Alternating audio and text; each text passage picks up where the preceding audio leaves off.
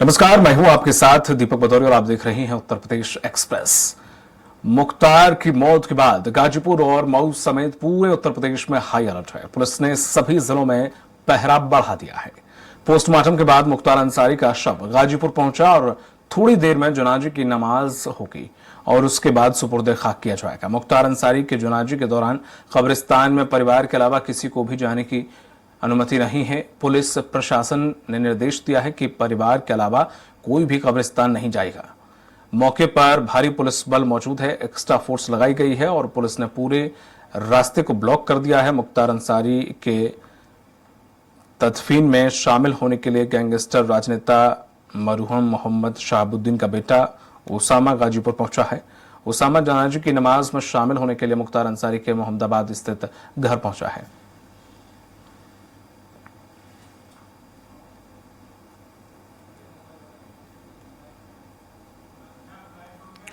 अधिक जानकारी के साथ लाइव जुड़े हुए हैं हमारे सहयोगी घनश्याम। इस वक्त क्या कुछ वहां पर चल रहा है, क्या गतिविधि है, क्या सुरक्षा व्यवस्था की गई है, क्या कुछ पुलिस प्रशासन की तरफ से निर्देश दिए गए हैं, क्या कुछ अपडेट? देखिए, जो दीपक जो कब्रिस्तान है, कब्रिस्तान में पूरे 500 लोग हैं वहां पे।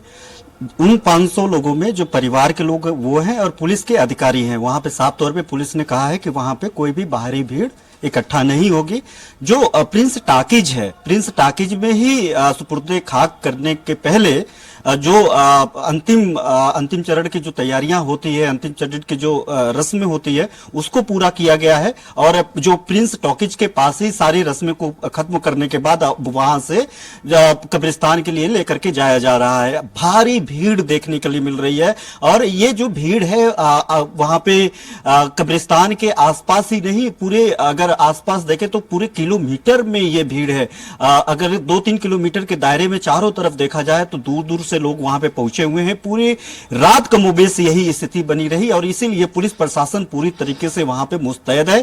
थोड़ी सी भगदड़ 8 साढ़े 8 बजे के दरमियान एक भगदड़ भी वहां पे देखने के लिए मिली, जब तमाम मीडिया कर्मी वहां पे जाकर के मौजूदा स्थिति का कवरेज कर रहे थे। उस वक्त मीडिया गो बैक के नारे लगे वहां पे जो समर्थक थे, मुख्तार अंसारी के समर्थक थे, उन्होंने गोदी मीडिया सरीके तमाम शब्दों का प्रयोग करके मीडिया कर्मियों को दौड़ा लिया। भाग करके मीडिया कर्मियों ने जान बचाया और फिर 1-2 पुलिसकर्मी रहे, पुलिसकर्मियों से भी उनकी हाथापाई हुई, उनसे झड़प हुई। पुलिसकर्मी अपने आप को बचाते हुए दिखे तस्वीरों में, लेकिन वहां पे एक भीड़ थी, एक वो भीड़ थोड़ी सी उग्र थी, वो आक्रोश जाहिर कर रही थी। आक्रोश का कारण जो कुछ भी रहा हो, लेकिन आनन फानन में वहां पे प्रशासनिक अमला इस मामले को तुरंत समझ लिया और वहां पे तुरंत शांति व्यवस्था कायम करने के लिए प्रयास में लगा और थोड़ा सा शांति व्यवस्था हुआ भी। उसके बाद जो प्रशासनिक अमला है, उनके अधिकारी हैं, परिवार से बात किया। उन्होंने कहा कि अगर थोड़ी सी भी लापरवाही हुई, चूक हुई, तो ये लाखों की संख्या में, जो हजारों की संख्या में ये भीड़ है, वो भीड़ अगर उग्र होती है तो एक दूसरी समस्या सामने खड़ी हो जाएगी। तो जो सुपुर्दे खाक के लिए जो जरूरी प्रक्रिया होती है उसको पूरा करने में अवरोध पैदा होगा। तो उसके बाद उनके परिवार के लोगों ने अपील किया कि कोई भी शोर शराबा ना किया जाए, खासतौर पे नारेबाजी ना किया जाए। और वहां पे उसके बावजूद वो भीड़ नारेबाजी करती रही और कुछ ही देर बाद, महज कुछ देर बाद वहां पे सुपुर्दे खाक कर दिए जाएंगे। लगभग 400-450 लोग जो कालीबाग में वहां पे कालीबाग में पहुंचे हुए हैं और उस कालीबाग में जो परिजन हैं, परिवार के जो रिश्तेदार हैं, परिवार के लोग हैं, उसके अलावा सारे अधिकारी और जेल के अधिकारी भी वहां पे हैं, जिले के अधिकारी भी वहां पे हैं। क्योंकि मजिस्ट्रेटियल जांच भी चल रही है इस मामले को लेकर के। तो जब इस तरीके की न्यायिक अभिरक्षा में जब किसी की मौत होती है, प्रिजनर की मौत होती है, जो सजा याफ्ता होता है, तब उसके जब से उसकी तबीयत खराब होती है और तब से लेकर के उसे सुपुर्दे खाक अंतिम संस्कार तक उसको पूरा देखना होता है, पूरे उस प्रक्रिया का हिस्सा होना होता है। तो ऐसे में न्यायिक जो जांच है उससे भी संबंधित अधिकारी वहां पे मौजूद हैं, वो भी कब्रिस्तान में मौजूद रहेंगे। तो जो मुख्तार अंसारी अंसारी का परिवार है, मुख्तार अंसारी के परिवार के अलावा ये सब सारे अधिकारी वहां पे मौजूद हैं। जो भारी भीड़ इकट्ठा हुई है, जैसा कि लगातार हम लोग तस्वीरों में दिखा रहे हैं, उस भारी भीड़ को मैनेज करने में प्रशासन के पसीने छूट रहे हैं, क्योंकि चारों तरफ से इतना ज्यादा भीड़ है। हालांकि अंदेशा पहले से ही था कि यहाँ पे भीड़ बढ़ेगी, इसलिए वहां पे अर्धसैनिक बल को भी तैनात किया गया है, आरएएफ को तैनात किया गया है। तमाम जो प्लाटून हैं उन प्लाटून को वहां पे तैनात किया गया है, ताकि वहां पे किसी तरीके की एहतियातन कोई समस्या ना हो। तो ऐसे एहतियात के तौर पे भी वहां पे फोर्सेज बढ़ा दी गई है। अंतिम रस्म जो होता है वो खत्म किया जा चुका है। प्रिंस टाकिज में उनको नमाज अदा किया गया। अंतिम वो नमाज जो इसके किसी को भी सुपुर्दे खाक करने के पहले ये जरूरी प्रक्रिया होती है, ये रस्म होता है, तो उसको पूरा कर लिया गया है। उनके परिजनों के अलावा सैकड़ों की हजारों की संख्या में उनके समर्थक, उनके चाहने वाले, उनके जानने वाले वहां पे मौजूद रहे, और ऐसे में उनको अब वहां से शिफ्ट किया जा रहा है कब्रिस्तान, कालीबाग कब्रिस्तान की तरफ शिफ्ट किया जा रहा है। उनके बड़े भाई जो अफजाल अंसारी है वो वहां से प्रिंस टाकिज मैदान से निकल करके वो कब्रिस्तान की तरफ बढ़ चुके हैं। कुछ ही मिनट में वो वहां पे होंगे, और वहां पर भी जो अंतिम रस्म होता है, अंतिम प्रक्रिया होती है सुपुर्दे खाक करने के लिए, वहां पे पूरा किया जाएगा, और उसके बाद सुपुर्दे खाक कर दिए जाएंगे। वहां पे एक बात को लेकर के लगातार अपील की जा रही है प्रशासनिक अमला के द्वारा कि किसी भी तरीके से वहां पे सुपुर्दे खाक करने के बाद शांति व्यवस्था बनाए रहे, धीरे धीरे अपने घरों की तरफ निकले, वहां पे भीड़ इकट्ठा को नहीं किए रहे, क्योंकि धारा 144 भी लगा हुआ है। लेकिन ये जो नमाज होता है वो इन लोगों के लिए बेहद जरूरी कार्यक्रम होता है, और जनाजे का जो नमाज होता है, उस जनाजे के नमाज में तमाम लोग वहां पे पहुंचते हैं। वहां पे अंतिम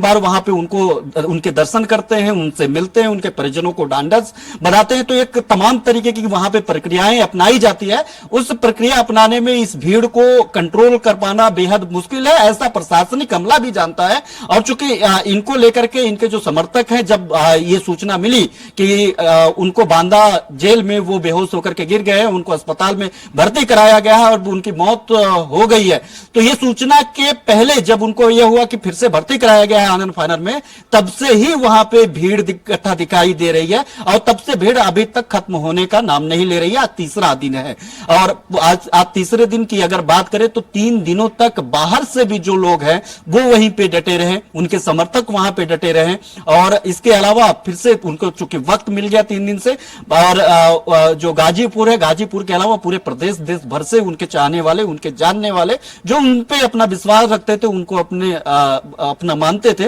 वो लोग उनके खासतौर पे उनके राजनीतिक समर्थक, उनके जो सामाजिक समर्थक, उनके वैचारिक समर्थक, वो लोग वहां पे पहुंचे हुए हैं। और उन लोगों को अब प्रशासन के सामने एक बड़ी चुनौती होगी कि इस भीड़ को कैसे शिफ्ट किया जाए, कैसे वहां से हटाया जाए, क्योंकि वो भीड़ एक बार सुबह लगभग 8:30 बजे उग्र भी हो चुकी है, प्रशासन के हाथ पांव भी फूल चुके हैं। तो ऐसे में उस चुनौती को रेक्टिफाई करने के लिए उनको आना पड़ेगा कि किस तरीके से उसको सब कुछ सामान्य स्थिति में लाया जा सके। तो अभी कुछ ही देर बाद सुपुर्दे खाक कर दिए जाएंगे मुख्तार अंसारी। उनका अंतिम वक्त है उस प्रक्रिया का, उस रस्म का, जिस रस्म को निर्वहन जो है इस्लामिक तौर पे किसी को जब सुपुर्दे खाक किया जाता है तो उसको निर्वहन किया जाता है, उसको पूरा किया जाता है। वो तस्वीर हम लोग देखा, ये जनाजे, ये जो हम लोग तस्वीर स्क्रीन पे दिखाई दे रहा है, वो तस्वीर जो है वो लाइव तस्वीर है, और उनको जो है उनके ताबूत को उनको लेकर के जाया जा रहा है, और उनको अब कब्रिस्तान लेकर के जाया जाएगा, वहां पे सुपुर्दे खाक किया जाएगा, और कुछ ही वक्त के बाद उनको सुपुर्दे खाक कर दिया जाएगा। वहां पे महज, फिर मैं बताऊंगा कि महज 500 लोग वहां पे उपस्थित होंगे, जिसमें 300-350 से ज्यादा प्रशासनिक अमला के अधिकारी वहां पे मौजूद रहेंगे। बाकी के परिजन और परिवार के लोग के अलावा उनके रिश्तेदार ही वहां पे कालीबाग में मौजूद रहेंगे, कालीबाग कब्रिस्तान में मौजूद रहेंगे। पहले से ही अगर बात करें दीपक, तो वहां पे कुछ पहले से ही प्रशासनिक अमला ने कब्र खुदाई से लेकर के वहां पे बैरिकेटिंग तक, वहां का सुरक्षा व्यवस्था, वहां पे सब कुछ प्रशासन ने अपने जिम्मे ले लिया था, अपने हाथ में ले लिया था। वहां पे जांच की गई थी, अंदर जो लोग भी कब्रिस्तान के अंदर जो लोग जा रहे हैं उनकी भी जांच की जा रही है। कुछ संदेहास्पद स्थितियां पैदा होने की कोशिश हुई, तो उसको रेक्टिफाई करने के लिए ऐसे वहां पे सादी वर्दी में पुलिसकर्मी उस वहां पे मौजूद रहेंगे।